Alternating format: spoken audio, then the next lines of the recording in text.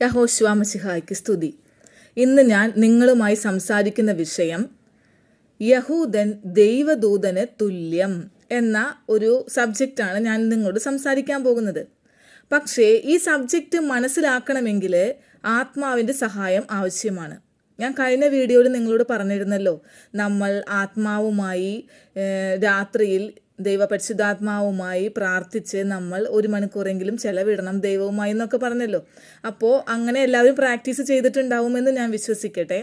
അപ്പോൾ അങ്ങനെയുള്ളവർക്ക് ഞാൻ ഇന്ന് പറയുന്ന വിഷയത്തെ പറ്റി പെട്ടെന്ന് തന്നെ മനസ്സിലാവും.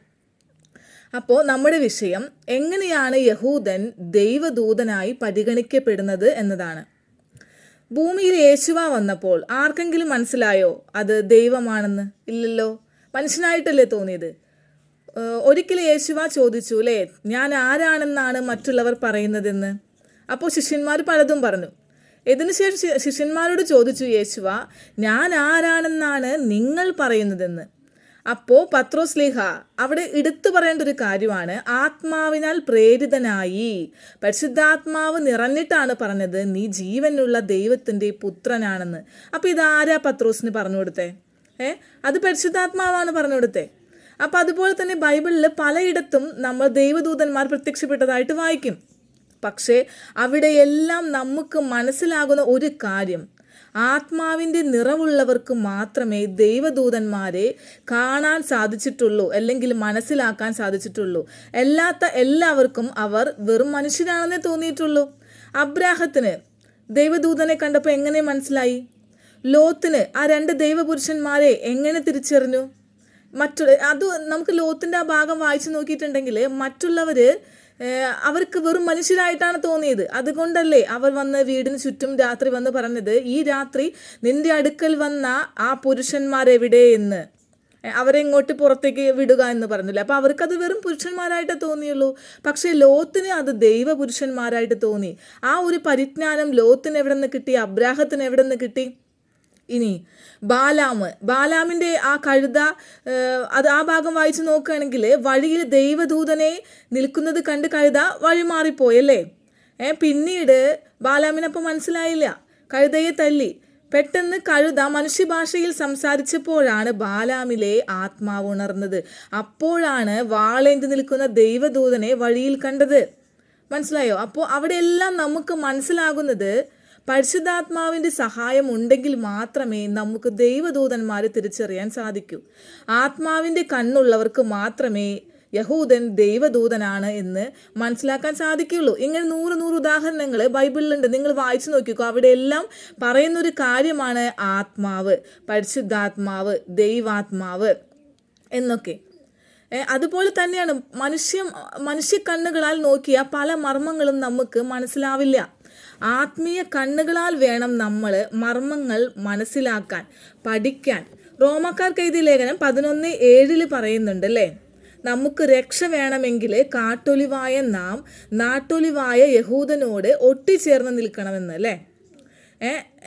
അപ്പോൾ അവിടെ എന്തോ പ്രത്യേകതയുണ്ടല്ലേ. നമ്മളെ കാട്ടൊലിവായും യഹൂദനെ നാട്ടൊലിവായും കണക്കാക്കണമെങ്കിൽ യഹൂദനിൽ നിന്ന് വെള്ളവും വളവും വലിച്ചെടുക്കാതെ നമുക്ക് രക്ഷ കിട്ടില്ല എന്നാണ് പറയുന്നതെങ്കിൽ എന്താണ്? അപ്പോൾ യഹൂദന് എന്തോ പ്രത്യേകതയില്ലേ?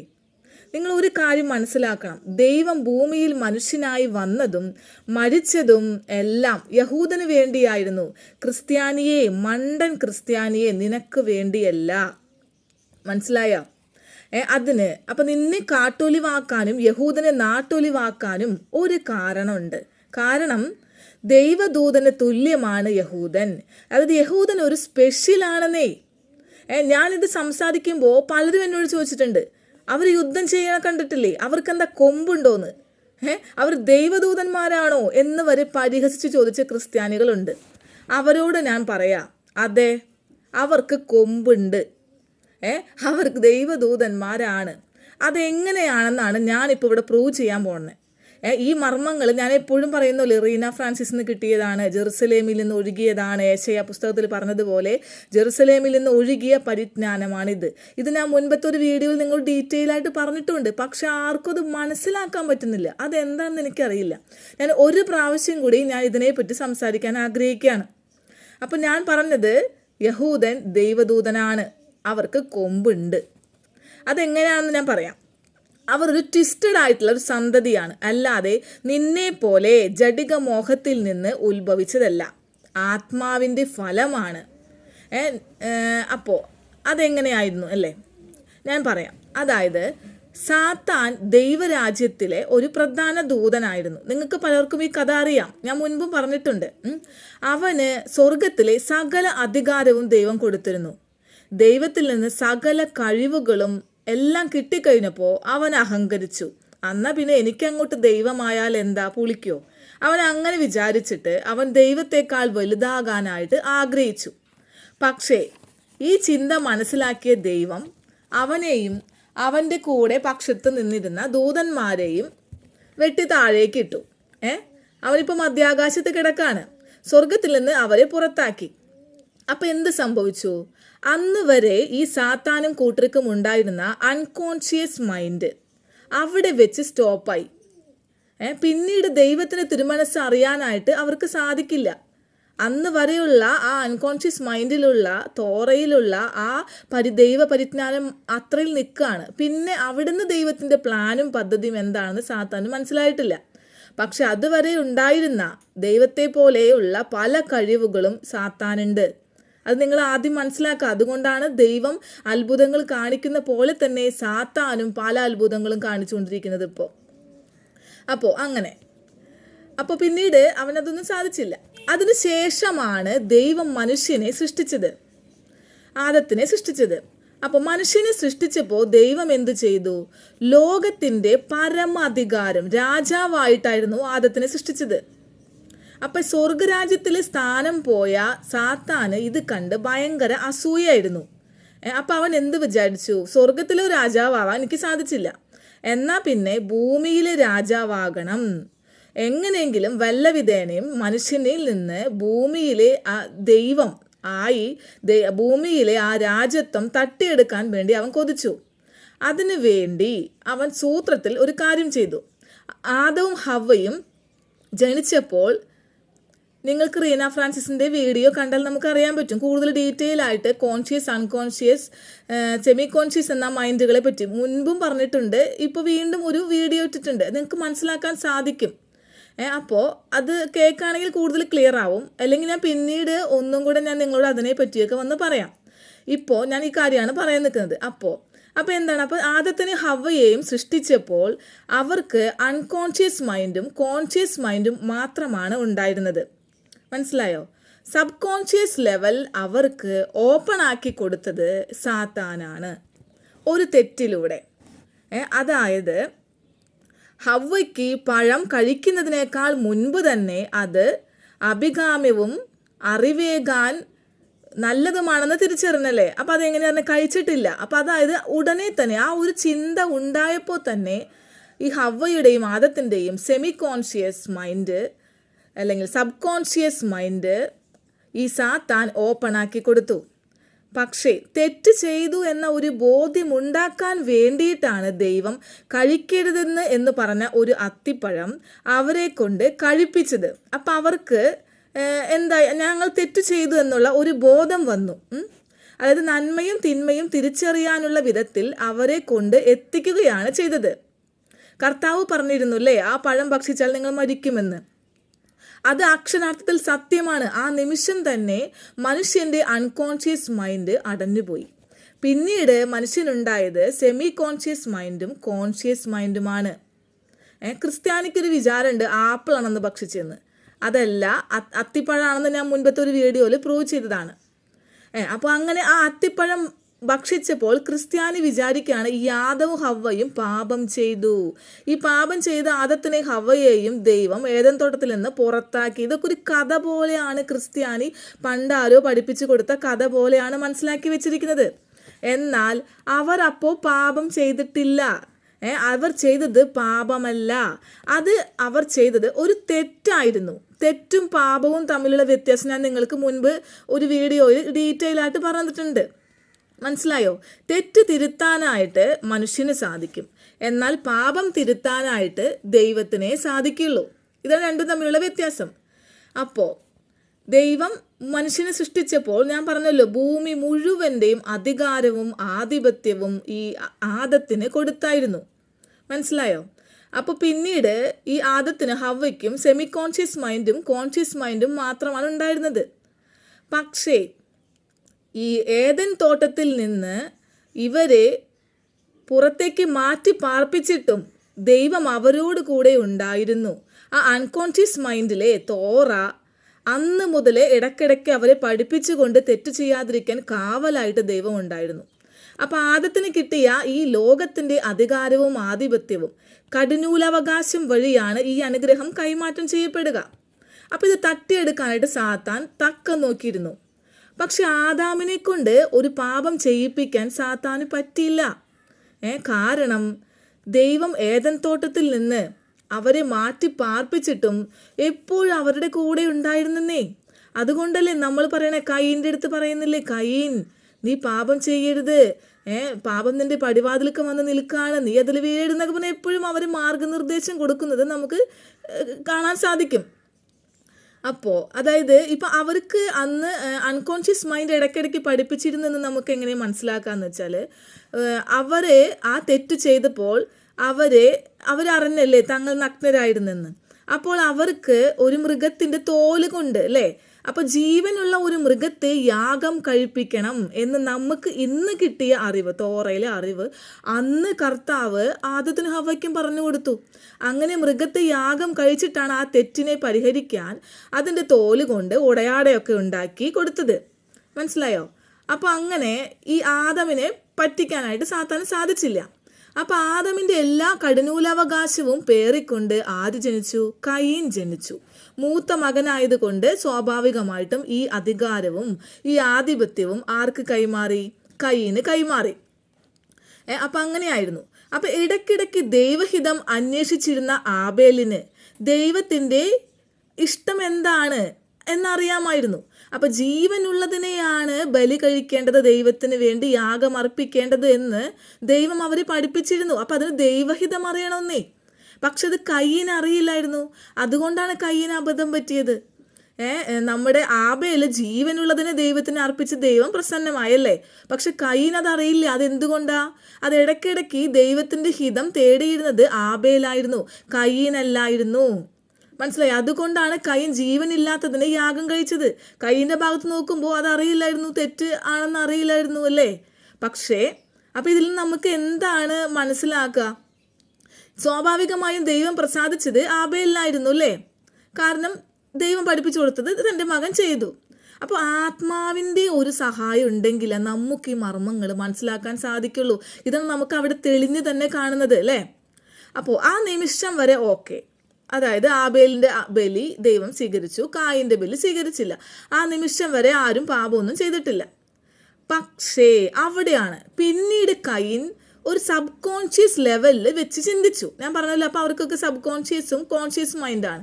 അപ്പോൾ സബ് കോൺഷ്യസ് ലെവലിൽ ചിന്തിച്ചപ്പോൾ ആ നിമിഷം സാത്താൻ അവൻ്റെ ഉള്ളിൽ കയറി. എന്നിട്ടാണ് പറഞ്ഞു കൊടുക്കണത്, നിൻ്റെ അനിയൻ്റെ സ്വീകരിച്ചുള്ളൂ, നിൻ്റെ സ്വീകരിച്ചില്ലല്ലോ, അപ്പോൾ ദൈവത്തിന് നിന്നോട് ഇഷ്ടമല്ല, അങ്ങനെയൊക്കെ പറഞ്ഞു കൊടുത്തല്ലേ. അങ്ങനെ പ്ലാൻ ചെയ്ത് അനിയനെ കൊന്ന് അവൻ പാപം ചെയ്തു. മനസ്സിലായി? അത് തെറ്റ് എന്ന് പറയുന്നത് ഉടനടി നമ്മൾ ചെയ്യുന്ന ഒരു പ്രവൃത്തിയാണ്. ഇപ്പം എന്നെ ഒരാൾ വഴക്ക് പറയുന്നു, ആവശ്യമില്ലാതെ ചീത്ത പറയാണ്, ഞാൻ തിരിച്ച് ചീത്ത കൊടുക്കും അല്ലേ. അപ്പോൾ അത് തെറ്റാണ്. പക്ഷെ അതൊരിക്കലും പാപമാകുന്നില്ല. നിങ്ങൾ മനസ്സിലാക്ക്. ആ തെറ്റ് എനിക്ക് തിരുത്താം, ഞാൻ ചെന്ന് സോറി പറഞ്ഞാൽ അത് തിരുത്തും അല്ലേ. അപ്പം അതുകൊണ്ട് ആദം ഹവ്വയും ആദ്യം തെറ്റാണ് ചെയ്തത്, പാപമായിരുന്നില്ല. അവർ പാപം ചെയ്തിട്ടേ ഇല്ല. ഇനി പാപം ചെയ്തത് എപ്പോൾ? കയീൻ. അതെന്താണ്? പ്ലാൻ ചെയ്ത് അല്ലേ. നമ്മൾ മുൻകൂട്ടി പ്ലാൻ ചെയ്ത് ചെയ്യുന്ന തെറ്റ്, അതാണ് പാപം. അപ്പോൾ പ്ലാൻ ചെയ്ത് അനിയനെ കൊന്ന് കയീൻ പാപം ചെയ്തു. അപ്പം എന്തുണ്ടായി? അപ്പോൾ ഈ പാപം ചെയ്യുന്നതിന് തൊട്ട് മുമ്പ് തന്നെ ദൈവം അവന് വാണിംഗ് കൊടുക്കാണ്, മകനെ പാപം പടിവാതിലേക്ക് നിൽക്കുകയാണ്, നീ പാപം ചെയ്യില്ലേ, ആ പാപത്തിന് നിന്നോടാണ് ആർത്തി, നീ അതിനെ പൊരുതി ജയിക്കുമോനെന്നൊക്കെ പറയുന്നുണ്ട്. ഇതുപോലെ നമ്മുടെ അടുത്തും വന്ന് കർത്താവ് പറയുന്നുണ്ട്. നമുക്ക് പക്ഷേ ശബ്ദം കേൾക്കാൻ സാധിക്കില്ല. എന്തുകൊണ്ടാണ്?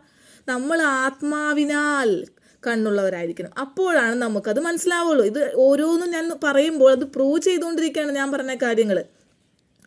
അപ്പോൾ കയീൻ അത് അനുസരിച്ചില്ല. അപ്പൊ ആബേലിനെ കൊന്ന ആ നിമിഷം ഈ ഭൂമിയുടെ അധികാരവും ആധിപത്യവും ആര് കൈക്കലാക്കി? പാപം കൈക്കലാക്കി അല്ലേ? അതായത് സാത്താൻ കൈക്കലാക്കി. അപ്പൊ പിന്നെ എന്തുണ്ടാവും? ഈ കയീന്റെ സന്തതി പരമ്പരകൾ, പിന്നീട് ഉണ്ടാകുന്ന എല്ലാ സന്തതി പരമ്പരകളും കടിഞ്ഞൂൽ സന്താനങ്ങളും എന്തുണ്ടായി? സാത്താന്റെ അണ്ടറിലാണ്. പാപം റൂളറായി. അതായത് നന്മ ചെയ്താലും തിന്മ ചെയ്താലും മനുഷ്യന് നരകം തന്നെയാണ് വിധി. സ്വർഗത്തിലോട്ട് കൊണ്ടുപോകാൻ കർത്താവിന് സാധിക്കില്ല. ആ അധികാരം തട്ടിയെടുത്തല്ലോ. അപ്പോൾ എന്താവും? അപ്പോൾ യാദവും ഹവ്വയും, ഞാൻ പറഞ്ഞല്ലോ അന്ത്യവിധിക്കായി ആദം മുതൽ എല്ലാവരും കാത്തിരിക്കുകയാണല്ലേ. അപ്പൊ അബ്രാഹം, അങ്ങനെ കുറെ നീതിമാന്മാരുണ്ടായിരുന്നു. അവർക്കൊക്കെ സ്വർഗത്തിലേക്ക് പോകാൻ പറ്റില്ല. കർത്താവിന് ഒന്നും ചെയ്യാൻ പറ്റില്ല. കാരണം എന്താ? ഈ അധികാരവും ആധിപത്യവും ആരുടെ കയ്യിലാണ്? സാത്താന്റെ കയ്യിലാണ്. അപ്പോൾ ദൈവം ഒരു ട്വിസ്റ്റഡ്, അതായത് ദൈവത്തിന്റെ ചിന്ത, ദൈവം ചിന്തിക്കുമ്പോഴേ അതുണ്ടാകും. അപ്പം ഇങ്ങനെയൊക്കെ സംഭവിക്കുമെന്ന് ദൈവത്തിന് മുൻപേ അറിയാമായിരുന്നു. പക്ഷെ സാത്താൻ സ്വർഗത്തിൽ നിന്ന് കട്ടായ ആ നിമിഷം സാത്താന് പിന്നെ ദൈവത്തിന്റെ ചിന്തകൾ മനസ്സിലാക്കാൻ സാധിക്കില്ല. അപ്പോൾ ദൈവം എന്ത് ചെയ്തു? ഒരു ജനതയെ, ഒരു ട്വിസ്റ്റഡ് സന്തതിയെ ജനിപ്പിച്ചു. അതിനെ പറ്റിയാണ് ഞാൻ നിങ്ങളോട് പറയാൻ പോകുന്നത്. ആ ട്വിസ്റ്റഡ് സന്തതിയാണ് ഇസഹാക്ക്. അതായത് അബ്രാഹത്തിന്റെ ഭാര്യ സാറ വന്ധ്യയായിരുന്നല്ലേ, അവൾ പ്രസവിക്കില്ല. മാനുഷികമായ ഒരു ബുദ്ധിയിൽ ആലോചിച്ചാണെങ്കിൽ അവൾ പ്രസവിക്കില്ല. പക്ഷേ അവൾക്ക് ദൈവദൂതനെ പോലെ അവളിലൂടെ ഒരു മിറാക്കിൾ സന്തതി ഉണ്ടാക്കി ദൈവം. മനസ്സിലായോ? അതായിരുന്നു ഇസഹാക്ക്. അതൊരു മിറാക്കിൾ സന്തതിയായിരുന്നു. അതൊരു ജഡിക മോഹത്തിൽ നിന്ന് ഉണ്ടായതല്ല, ഒരു ആത്മാവിൻ്റെ ഫലമായിരുന്നു. മനസ്സിലായോ? ആ ഇസഹാക്കിൻ്റെ മകൻ യാക്കോബിൻ്റെ 12 മക്കളിലൂടെ ഒരു പ്രത്യേക ജനതയ്ക്ക് രൂപം കൊടുത്തു. കർത്താവ് അവരുടെ കൂടെ നടന്ന് തെറ്റ് ചെയ്യാതെ അവരെ സൂക്ഷിച്ചു കൊണ്ടിരുന്നു. ഈ 12 മക്കളിൽ യൂദാ ഗോത്രത്തിൽ വന്ന് ദൈവം മനുഷ്യനായി പിറന്നു. ജോസഫിന്റെ കടിഞ്ഞൂലവകാശം അങ്ങനെ ആർക്ക് കിട്ടി? യേശുവ എന്ന യഹൂദന് കിട്ടി. മനസ്സിലായോ? നിങ്ങൾക്ക് ആ വന്ന വഴി മനസ്സിലായോ? അങ്ങനെ അധികാരവും ആധിപത്യവും ആ ഒരു ചെങ്കോല് ആരുടെ കയ്യിൽ കിട്ടിയേക്കാണ്? സാത്താന്റെ കയ്യിലാണ് ഇപ്പോഴും ഇരിക്കുന്നത്. അത് കർത്താവ് എങ്ങനെ മേടിച്ചെടുത്തു എന്നാണ് അല്ലേ. അപ്പൊ ഈ കടിഞ്ഞൂൽ സ്ഥാനം ഇപ്പൊ ഇരിക്കുന്നത് യേശുവായുടെ കയ്യിലാണ് അല്ലേ, കടിഞ്ഞൂൽ അവകാശം ഇരിക്കുന്നത്. അപ്പോ ഇനി എന്തുണ്ടാവണം? യേശുവായിൽ നിന്ന് പിന്നെ വേറെ ആർക്കും കിട്ടിയിട്ടില്ല അല്ലേ. അപ്പോൾ യേശുവ എന്ത് ചെയ്തു? ഈ കടിഞ്ഞൂൽ അവകാശം വെച്ചിട്ട് യേശുവ ക്രൂശിൽ ജയഘോഷം കൊണ്ടാടി. സർവായുധങ്ങളും സാത്താനെ കൊണ്ട് ആ കുരിശിൻ്റെ കീഴെ വെപ്പിച്ച് യേശുവ എന്ത് ചെയ്തു? മരിച്ച് പാതാളത്തിൽ ചെന്ന് സാത്താന്റെ ചെകിടത്തടിച്ച് അവനിൽ നിന്ന് ആധിപത്യത്തിന്റെ താക്കോൽ വാങ്ങിച്ചെടുത്ത് സ്വർഗാരോഹണം ചെയ്തു. ഇതെങ്ങനെയാണെന്ന് ഡീറ്റെയിൽ ആയിട്ട് ഞാൻ ഒരു വീഡിയോയിൽ ഇട്ടിട്ടുണ്ട്. നിങ്ങൾ മുൻപത്തെ വീഡിയോ വായിച്ചു നോക്കി നിങ്ങൾക്ക് മനസ്സിലാവും എങ്ങനെയാണ് ഇത് ഡീറ്റെയിൽ ആയിട്ട് ഇത് കർത്താവ് എങ്ങനെ ഇത് വാങ്ങിച്ചെടുത്തു എന്നുള്ളത്. മനസ്സിലായോ? അപ്പോൾ ആധിപത്യത്തിന്റെ താക്കോല് അങ്ങനെ യേശുവായുടെ കയ്യിലേക്ക് കിട്ടി. പക്ഷെ ഇന്നും ലോകത്തിന്റെ അധികാരത്തിന്റെ താക്കോല് സാത്താന് തന്നെയാണ്. അവൻ തന്നെയാണ് ലോകത്തിന്റെ ദൈവം. മനസ്സിലായോ? അപ്പൊ ആധിപത്യത്തിന്റെ താക്കോല് ദൈവത്തിന് തിരിച്ചു കിട്ടിയല്ലേ. അപ്പോൾ ദൈവത്തിന് ഇനി നന്മ ചെയ്തവരെ സ്വർഗത്തിലോട്ടും തിന്മ ചെയ്യുന്നവരെ നരകത്തിലോട്ടും കൊണ്ടുപോകാൻ സാധിക്കും.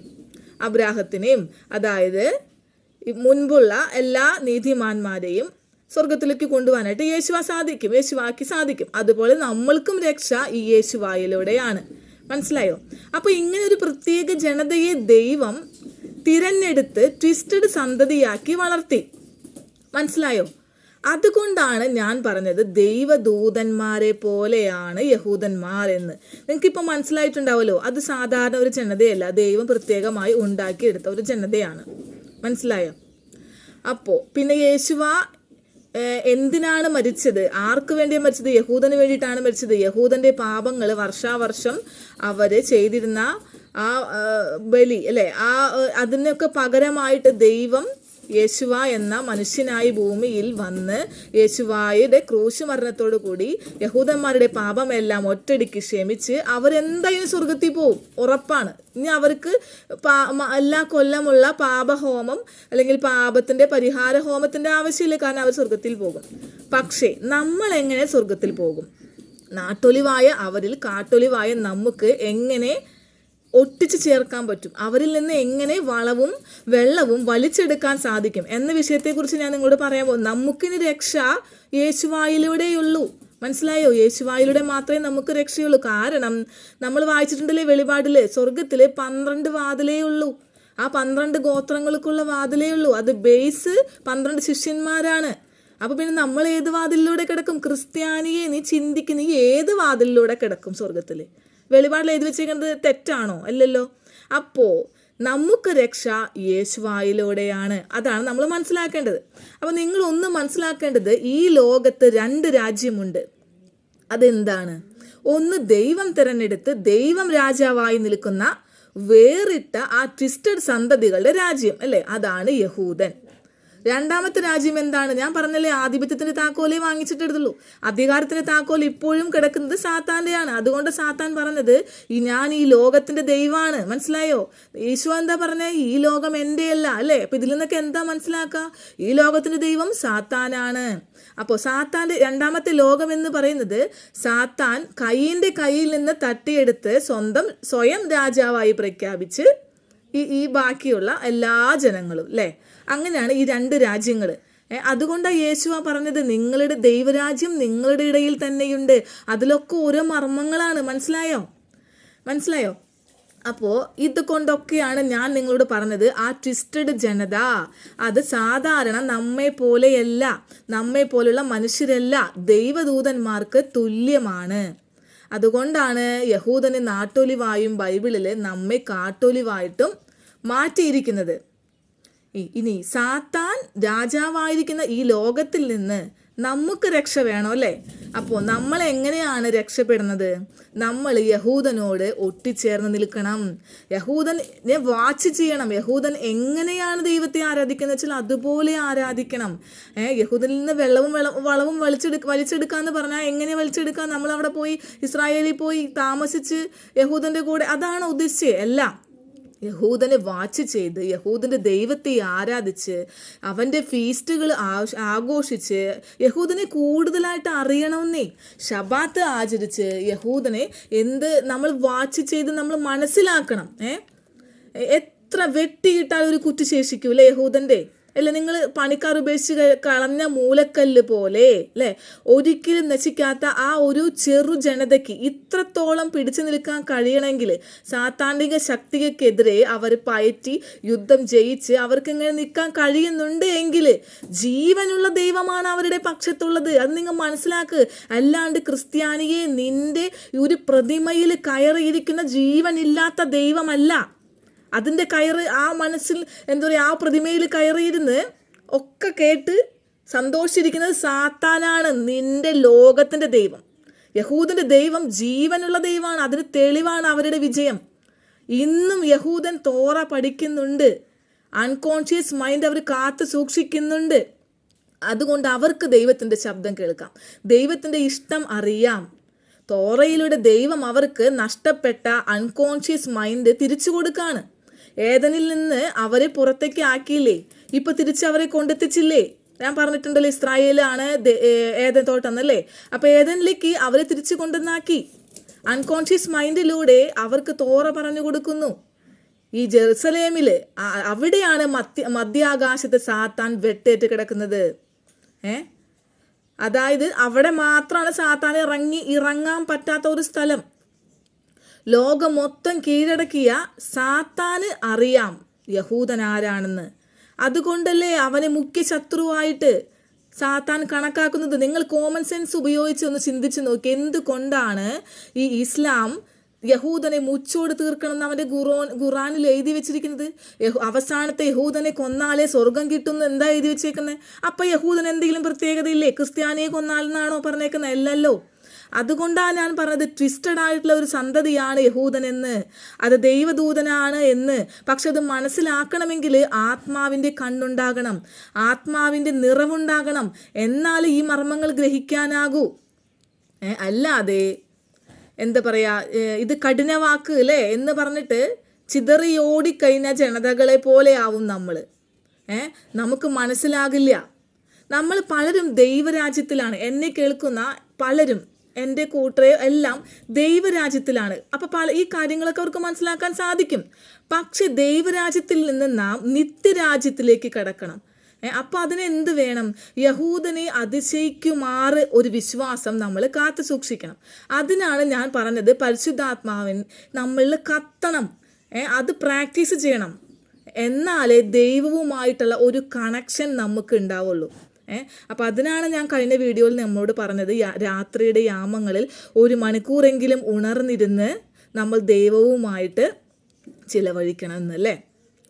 നിങ്ങൾ വെളിപാടിൽ വായിച്ചിട്ടില്ല, ഞാൻ എപ്പോഴും പറയാറില്ലേ, 7-ാം കാഹളം മുഴങ്ങുന്നതിന് മുൻപായി ഞാൻ എൻ്റെ സത്യങ്ങൾ പ്രവാചകന്മാർക്കെന്ന പോലെ ദാസന്മാർക്ക് അറിയിച്ചു കൊടുക്കുമെന്ന് ഇല്ലേ. അപ്പം നിങ്ങൾ ചിന്തിച്ചു നോക്കി, ഇന്ന് നമ്മൾ ഈ സത്യങ്ങൾ അറിഞ്ഞിരുന്നുവെങ്കിൽ അത് എഴുതിയപ്പോൾ ആരെ കണ്ടിരുന്നു? ദൈവം നിന്നെ കണ്ടിരുന്നു, എന്നെ കണ്ടിരുന്നു. നിങ്ങൾ ചിന്തിച്ചു നോക്ക്, അത് എഴുതുന്ന ആ സമയത്ത് നിങ്ങൾ അറിയിച്ചു തരുന്നു പറഞ്ഞല്ലേ ദാസന്മാർക്ക്. അപ്പോൾ നമ്മളെ ദൈവം അന്ന് കണ്ടിട്ടുണ്ടെന്നേ. ആ സ്നേഹമൊന്ന് നിങ്ങൾ ചിന്തിച്ചു നോക്കിയേ. ലോക സ്ഥാപനത്തിന് മുൻപേ നിന്നെ കണ്ടു, നിന്റെ പേര് എൻ്റെ ഉള്ളം കയ്യിൽ എഴുതി വെച്ചിരിക്കുകയാണ്, നിന്റെ തലമുടി നാര് പോലെ എണ്ണപ്പെട്ടിരിക്കുകയാണെന്നൊക്കെ പറയുമ്പോൾ ആർക്കെങ്കിലും വിശ്വാസമുണ്ടോ? ഇതൊക്കെ അതിന് തെളിവല്ലേ. ഈ വചനങ്ങളെല്ലാം എവിടെ നിന്നാണ് ഒഴുകിയത്? ജെറുസലേമിൽ നിന്ന്. അത് മനസ്സിലാക്കാൻ നമുക്ക് കഴിഞ്ഞെങ്കിൽ ജീവൻ്റെ പുസ്തകം എഴുതുന്ന ആ സമയത്ത് നമ്മെ ദൈവം കണ്ടിരുന്നു. അപ്പോൾ ദൈവത്തിൻ്റെ സ്നേഹം ഒന്ന് ഓർത്തു നോക്കി. ആ വല്ലഭത്തെ നിർവചിക്കാൻ പറ്റുമോ? ഞാൻ കഴിഞ്ഞ വീഡിയോയിൽ പറഞ്ഞില്ല, ഒരിക്കലും നിർവചിക്കാൻ പറ്റില്ല. ഞാനൊന്നും ഒന്നുമില്ല, ആരുമില്ല. എനിക്കൊക്കെ ഇതിൻ്റെ ഒരു എന്ത് മനസ്സിലാക്കിയത് എങ്ങനെ എനിക്ക് ചിന്തിക്കാറ് പറ്റില്ല. അത്രയും ബാക്കായ ഞാൻ എങ്ങനെ എൻ്റെ കർത്താവിൻ്റെ ആ സ്നേഹം അതൊന്നും എനിക്ക് പറഞ്ഞറിയിക്കാൻ പോലും പറ്റില്ല. അപ്പോൾ നിങ്ങൾ ചിന്തിച്ച് നോക്കുക, യഹൂദനോട് ഒട്ടിച്ചേർന്ന് നിൽക്കുന്ന നമ്മൾ അല്ലേ, ശബാത്ത് ആചരിക്കുമ്പോൾ ആ വൈൻ കുടിക്കുമ്പോൾ ഞാൻ പറഞ്ഞല്ലോ, ദൈവത്തിന് വേണ്ടി തുടിക്കുന്ന ഒരു ഹൃദയം നമ്മളിൽ ഇങ്ങനെ രൂപപ്പെട്ടുകൊണ്ടിരിക്കുകയാണ്. നമ്മൾ അടുക്കും തോറും, നിത്യരാജ്യത്തിലേക്ക് അടുക്കും തോറും. അപ്പോൾ യഹൂദനോട് ഒട്ടിച്ചേർന്ന നമ്മളിലും നമ്മുടെ സിരകളിലും ഓടുന്ന രക്തം ആരുടെയാണ്? യഹൂദൻ്റെയാണ്. അപ്പം ആരുടെയാണ്? യേശുവായുടെയാണെന്നേ അല്ലേ. അപ്പോൾ യേശുവായുടെ രക്തമാണ് നമ്മളിൽ ഓടുന്നത് നമുക്ക് അഭിമാനപൂർവ്വം പറയാൻ സാധിക്കും. ഇതൊക്കെ മനസ്സിലാവണമെങ്കിൽ ആത്മാവിൻ്റെ നിറവ് വേണം. ഗിദെയോനോട് കർത്താവ് എന്താ പറഞ്ഞേ? പേടിയുള്ളവരോടൊക്കെ തിരിച്ചു പോയിക്കോളാൻ പറഞ്ഞു അല്ലേ. അപ്പോൾ 20,000 പേര് തിരിച്ചു പോയില്ലേ. പിന്നെ ബാക്കി 10,000 പേരെ ഉണ്ടായുള്ളൂ. പിന്നെയും കർത്താവ് പരീക്ഷിച്ചു, അവരെ വെള്ളം കുടിപ്പിച്ച് പരീക്ഷിച്ചു അല്ലേ. അപ്പോൾ വെറും 300 പേരെ കൈ വായ്ക്ക് വെച്ച് നക്കി കുടിച്ചുള്ളൂ. അതുകൊണ്ട് ദൈവരാജ്യത്തിലാണ് നമ്മളൊക്കെ, അതുകൊണ്ട് നമുക്ക് ഈ സത്യങ്ങളൊക്കെ മനസ്സിലാക്കാൻ സാധിച്ചതല്ലേ. പക്ഷെ നാം ഇനി ചെയ്യേണ്ടത് നിത്യരാജ്യത്തിലെത്താൻ പരിശ്രമിക്കണം. എന്നെ കേൾക്കുന്ന എൻ്റെ സഹോദരരെ, എത്ര ശബാത്ത് ചെയ്യുന്നുണ്ട് അല്ലേ നമ്മളെല്ലാവരും. നമുക്ക് ശബാത്തിൽ എന്തെങ്കിലും ഒരു വചനം പ്രസംഗിക്കാൻ നിങ്ങൾക്ക് ചെയ്യാൻ പറ്റില്ലേ? അതായത് ശബാത്ത് ശലോം എന്ന് മാത്രം ഒതുക്കാതെ ഈ ശബാത്തിൻ്റെ അന്ന് അതൊരു പ്രത്യേക ദിവസമാണെന്ന് മറ്റുള്ള ജനതകൾക്ക് മനസ്സിലാക്കാനായിട്ട് ഇപ്പം ഈ വീഡിയോ ചെയ്യുന്നത് എന്നും ശബാത്തിലാണ്. അതുപോലെ കുറേ പേര് ഞാൻ ശ്രദ്ധിച്ചിട്ടുണ്ട്, ശബാത്തിൽ പലത് ചെയ്തിട്ടുണ്ട്. അപ്പോൾ നമ്മൾ എന്തായാലും സോഷ്യൽ മീഡിയയിൽ നമ്മളിത് സജീവമാണല്ലേ, നമ്മളിതിപ്പോൾ കാണുന്നു, കേൾക്കുന്നു ഒക്കെ ചെയ്യുന്നു അല്ലേ. അപ്പോൾ അന്നത്തെ ദിവസം ശബാത്തിനെ കുറിച്ചുള്ള ഒരു വചനമെങ്കിലും നിങ്ങൾ വാട്സപ്പിലോ ഫേസ്ബുക്കിലോ യൂട്യൂബിലോ ഇൻസ്റ്റാഗ്രാം എന്തൊക്കെ വഴികളുണ്ട് അല്ലേ, നിങ്ങൾക്കൊന്ന് ഇട്ടൂടെ ശബാത്തിനെ പറ്റി? അപ്പോൾ കേൾക്കാത്തവരൊക്കെ ഇതൊന്ന് കേൾക്കട്ടെന്നേ. ആ ദിവസത്തിന് എന്താ പ്രത്യേകത? ഇന്ന് ശനിയാണല്ലോ, സൺഡേ അല്ലേ. അപ്പോൾ എനിക്കിപ്പോൾ അങ്ങനെ കുറേ ക്വസ്റ്റ്യൻസ് വരാറുണ്ട്. അപ്പം നല്ല രീതിയിൽ ചോദിച്ചു കൊടുക്കുന്നവർക്ക് നമുക്ക് അതിൻ്റെ ആൻസർ പറഞ്ഞു കൊടുക്കാം. അല്ലാണ്ട് വാദിക്കാൻ വരുന്നവർക്ക് തല്ല് പിടിക്കുന്നവർക്കൊന്നും നമുക്ക് ആ മുത്തുകൾ ഇട്ട് കൊടുക്കണ്ട പന്നികൾക്ക്. പക്ഷേ അല്ലാത്തവർ അറിയട്ടെ, ഈ ലോകം മൊത്തം അറിയട്ടെ ശബാത്തിൻ്റെ പ്രത്യേകത, ആ ദിവസം മനസ്സിലാക്കട്ടെ. അപ്പോൾ എന്നെ കേൾക്കുന്ന എൻ്റെ സഹോദരന്മാർ ഈ ശബാത്തിന് എന്തെങ്കിലും ഒന്നുമില്ലെങ്കിൽ ബൈബിളിലെ ശബാത്തിനെ പറ്റി പറയുന്ന എത്രയോ വചനങ്ങളുണ്ടല്ലേ, നമ്മുടെ എല്ലാ കൂട്ടർക്കും അറിയാം. ആ വചനം ഒരു ഫോട്ടോ എടുത്ത് അങ്ങോട്ട് ഇടുന്നേ. നമ്മളായിട്ട് ഈ ലോകം മൊത്തം നിറയ്ക്കണം ശബാത്തിൻ്റെ പ്രത്യേകത, കർത്താവിൻ്റെ ദിവസം. അത് മനുഷ്യരെല്ലാവരും തിരിച്ചറിയട്ടെ. മനസ്സിലായേ? സാത്താൻ അങ്ങനെ നമുക്ക് ഫൈറ്റ് ചെയ്യാന്നേ. അതുപോലെ തന്നെ എനിക്ക് ചെറിയൊരു ആഗ്രഹമാണ്, നമ്മളെല്ലാവരും ഹീബ്രു ഭാഷ പഠിക്കണം അല്ലേ? നമ്മൾക്കൊക്കെ ഹീബ്രു ഭാഷ ഇഷ്ടമാണല്ലേ? ഇതിൻ്റെ പ്രാധാന്യം പലവട്ടം റീനാമ്മ പറഞ്ഞു തന്നിട്ടുണ്ടെങ്കിലും എനിക്കത് ഫീൽ ചെയ്തിട്ടില്ല. അങ്ങനെ ഹീബ്രു ഭയങ്കര കട്ടിയല്ലേ, എങ്ങനെ എന്നെക്കൊണ്ടൊക്കെ പഠിക്കാൻ സാധിക്കുമോ എന്നായിരുന്നു. അപ്പം മലയാളമായിരുന്നു എനിക്ക് കൂടുതൽ ഇഷ്ടം. അപ്പം ഞാൻ വർഷിപ്പിന് മലയാളം പാട്ടുകളൊക്കെ ആയിരുന്നു എടുക്കാറ്. അപ്പോൾ അത് എനിക്ക് കണ്ണ് തുറന്ന് തന്നു. എന്നോട് കുറേ പ്രാവശ്യം ഞാൻ പറഞ്ഞു അതല്ല, ഇങ്ങനത്തെ പാട്ടുകളല്ല സെലക്ട് ചെയ്യുക എന്നൊക്കെ നമ്മുടെ കൂട്ടർക്കൊക്കെ അറിയാം. അപ്പം ഞാൻ ആവീനു മൽക്കേനു, ആ പാട്ടില് ആവീനു മൽക്കേനു ഓനേനു ആവ്നേനു എന്ന് തുടങ്ങുന്നൊരു പാട്ടില്ലേ, ആ ഹീബ്രു പാട്ട് ഞാൻ പഠിച്ച് ഞാൻ അത് വെച്ച് വർഷിപ്പ് ചെയ്തപ്പോൾ എൻ്റെ അനുഭവമാണ് പറയണത്. എനിക്ക് ഭയങ്കര ഒരു പ്രത്യേകത തോന്നിയായിരുന്നു മലയാളത്തിലെ പാട്ടിനേക്കാൾ. സത്യം പറഞ്ഞാൽ ഹീബ്രുവിൻ്റെ പലതിൻ്റെ ഒന്നും അർത്ഥം നമുക്ക് കറക്റ്റായിട്ട് അറിയില്ല.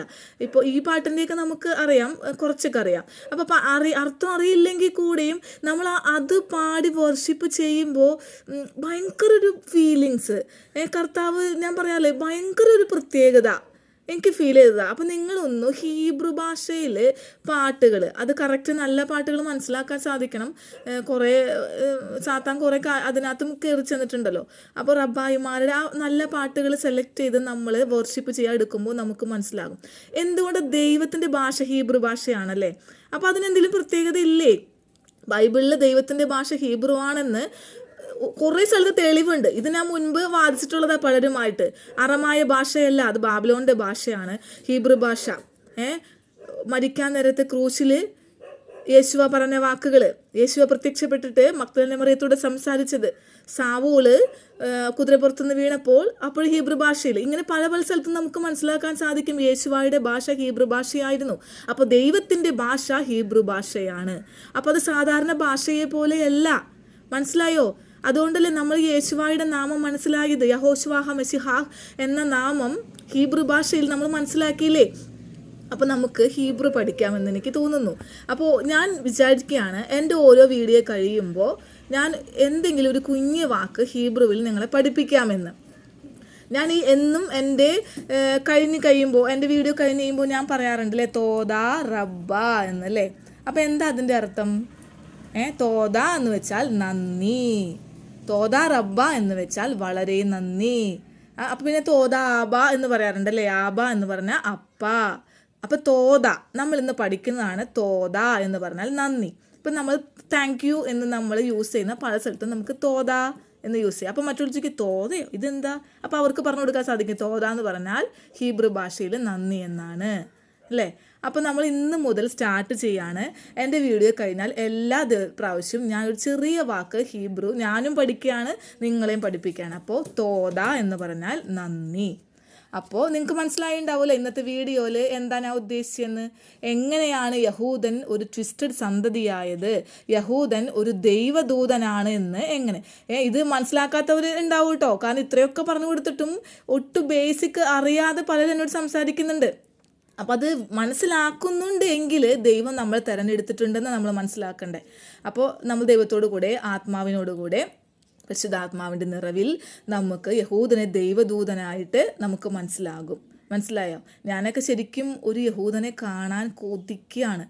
എല്ലാവർക്കും ഞങ്ങളുടെ ടീമിൽ മീൻസ് ഞങ്ങളുടെ ഫ്രണ്ട്സിനൊക്കെ അറിയാം, ഞങ്ങൾക്കൊക്കെ ദൈവദൂതനെ പോലെ തന്നെയാണ് യഹൂദന്മാരെ കണക്കാക്കുന്നത്. ഞങ്ങളുടെ ഒരു റീനാമ്മ യഹൂദ സ്ത്രീയാണെന്ന് അറിഞ്ഞപ്പോഴുള്ള ഒരു സന്തോഷം, അതൊക്കെ അതായത് നമുക്ക് ട്രെയിൻ ചെയ്യുന്ന ഒരാൾ, നമ്മെ പഠിപ്പിക്കുന്ന ഒരാൾ, നമുക്ക് വചനം ജെറുസലേമിൽ നിന്ന് പറഞ്ഞു തരുന്ന ഒരാൾ യഹൂദനാണെന്ന് അറിയുമ്പോൾ ഒരു സന്തോഷം ആലോചിച്ച് നോക്കിയല്ലേ. നമ്മൾക്കും അങ്ങനെ ഒരു എന്താ പറയുക, ആ ഒരു യഹൂദ ഗോത്രത്തിൽ ഏതെങ്കിലും ഒരു ഗോത്രത്തിൽ പെട്ടതായിരുന്നെങ്കിൽ എന്ന് ആശിച്ചു പോകൂലേ നമ്മളൊക്കെ. അപ്പോൾ എന്നെ ഇന്ന് കേട്ട എല്ലാവർക്കും തോദ റബ്ബ. അപ്പോൾ യഹൂദൻ വെറും ഒരു മനുഷ്യ സന്തതിയല്ല, ഒരു ട്വിസ്റ്റഡ് ആയിട്ടുള്ള ഒരു യഹൂദൻ ദൈവദൂതന് സമമാണ്. ഈ സത്യം ആത്മാവുള്ളവർക്ക് മാത്രമേ മനസ്സിലാക്കാൻ സാധിക്കുകയുള്ളൂ.